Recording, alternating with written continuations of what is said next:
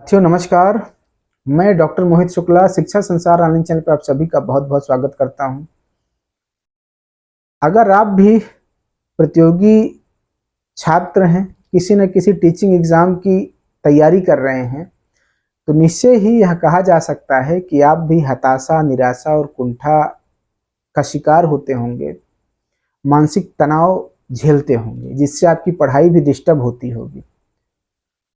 आज इसी विषय पर हम आपसे बातचीत करेंगे कि कैसे मानसिक तनाव का प्रबंधन करते हुए आपको सुचारू रूप से अपनी बेहतरीन तैयारी करना है। बातचीत शुरू करने से पहले मैं स्पष्ट कर दूं कि मैं मनोविज्ञान का आधिकारिक विद्यार्थी नहीं रहा हूं।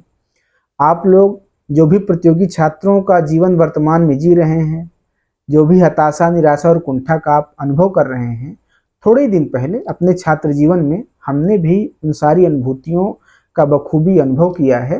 तो हमें लगा कि इस विषय पर आपसे बातचीत करना चाहिए। निश्चय ही आज की यह बातचीत आपके लिए उपयोगी होगी। आइए बातचीत शुरू करते हैं। साथियों, अगर आप टीचिंग एग्जाम को लेकर तैयारी कर रहे हैं, तो तैयारी को लेकर, परीक्षा की तैयारी से संबंधित निश्चय रूप से 3 प्रकार के तनाव से आप गुजरते होंगे।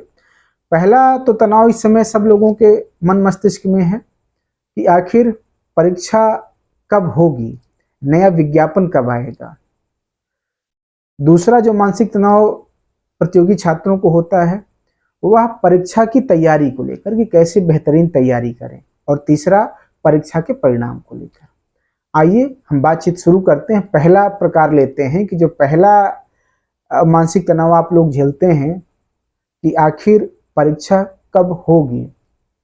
जैसा कि आप लोग देख ही रहे हैं, आप लोग अनुभव कर रहे हैं कि आयोग के द्वारा लगातार परीक्षा तिथियां घोषित की जाती हैं, और जब परीक्षाएं नज़दीक आ जाती हैं तो परीक्षा स्थगित करके नई डेट दे दी जाती है। निश्चय ही यह स्थिति दुर्भाग्यपूर्ण है। निश्चय ही प्रतियोगी छात्र इसकी वजह से बहुत परेशान हैं, क्योंकि कुछ ऐसे प्रतियोगी छात्र हैं जो प्राइवेट नौकरियां करते हैं, कुछ हाउस वाइफ हैं, कुछ शहर में रहकर एक निश्चित समय के लिए आए तैयारी करने के लिए। और ऐसे में जब परीक्षाएं अपने निर्धारित समय पर नहीं हो रही हैं, तो प्रतियोगी छात्रों को स्वाभाविक रूप से मानसिक तनाव से, कुंठा से, हताशा से, निराशा से जूझना होगा। लेकिन साथियों, हम आपको बता दें कि अगर आपके हताशा, निराशा, कुंठा और तनाव से परीक्षा होना होता तो अब तक परीक्षा हो गई होती। आपने देखा होगा कि पिछले दिनों आयोग के सामने धरना प्रदर्शन था। आयोग ने लाठीचार्ज करा दिया, अफरा तफरी मच गई और वहां से सारे प्रतियोगी छात्रों को भागना पड़ा जान बचाकर। आप इस बात को बिल्कुल आश्वस्त हो जाएं कि परीक्षा कराने में आपकी कोई भूमिका नहीं है। जब तक आयोग की और शासन की मंशा नहीं होगी, तब तक परीक्षाएं नहीं होंगी। 3 साल से अभी तक परीक्षा नहीं हुई, 1 साल से डेट खेला जा रहा है। अगर शासन की और आयोग की मंशा होती तो अब तक परीक्षाएं हो गई होती। तो अगर आप परीक्षा तिथि को लेकर परेशान हैं, तो थोड़ा सा पेशेंस रखें, अपने आप को मजबूत बनाएं। ये आपके हाथ की चीज़ नहीं है। परीक्षाएं करवाना आपका कार्य नहीं है, आपकी इसमें कोई भूमिका नहीं है। आप सिर्फ और सिर्फ अपनी पढ़ाई पर ध्यान केंद्रित करें कि जब कभी परीक्षा हो, अगर आपने फॉर्म भरा है तो निश्चय ही परीक्षाएं होंगी। और जब कभी परीक्षा हो, उसके बाद आपको पश्चाताप न करना पड़े कि हमने अच्छी तैयारी नहीं की इसलिए हमारा सिलेक्शन नहीं हुआ। तो आपको परीक्षा तिथियों को लेकर तनाव छोड़ देना चाहिए। उसको तनाव लेने से, उस संदर्भ में तनाव लेने से कोई फायदा नहीं है। विज्ञापन भी आयोग, अपने आप ही आयोग के द्वारा विज्ञापन जारी किया जाएगा, क्योंकि शासन को, सरकार को चुनावी समीकरण साधना होता है। इसलिए आप निश्चिंत रहें कि विज्ञापन जारी होगा, परीक्षाएं भी कराई जाएंगी। तो विज्ञापन और परीक्षा से संबंधित मानसिक तनाव छोड़ करके आप लोग अपनी तैयारी पर ध्यान दें। दूसरा जो मानसिक तनाव विद्यार्थियों को होता है, वह परीक्षा की तैयारी को लेकर। उनको लगता है कि हमारी तैयारी अच्छे से नहीं हो पा रही है, आप लोग अच्छे से समय नहीं दे पाते। कुछ लोग चूंकि प्राइवेट नौकरियां कर रहे हैं, उनके पास उतना वक्त नहीं है। कुछ लोग घर परिवार में व्यस्त हैं, महिलाएं हाउसवाइफ हैं। कुछ लोग शहरों में आए हैं, तैयारी करने के लिए, वो भी उतना समय अगर नहीं निकाल पाते पढ़ाई के लिए या पढ़ाई मन नहीं लग रहा है, तब भी आप तनावग्रस्त होते हैं। आपको बता दें कि जिस व्यक्ति को जो दायित्व दिया गया है, अगर उस दायित्व का निर्वहन व्यक्ति ईमानदारी पूर्वक नहीं करता तो वह तनावग्रस्त उसका होना स्वाभाविक है।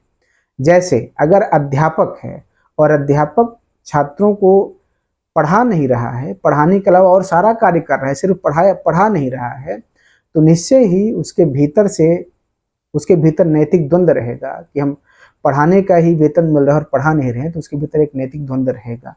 ठीक उसी प्रकार से अगर आप प्रतियोगी छात्र हैं, आपको मेहनत करके तैयारी करना चाहिए, पढ़ाई करना चाहिए, और आप पढ़ाई के लिए समय नहीं निकाल पा रहे हैं, तो आपके भीतर हताशा, निराशा, कुंठा, ये सारी चीज़ें व्याप्त होंगी, आप परेशान होंगे।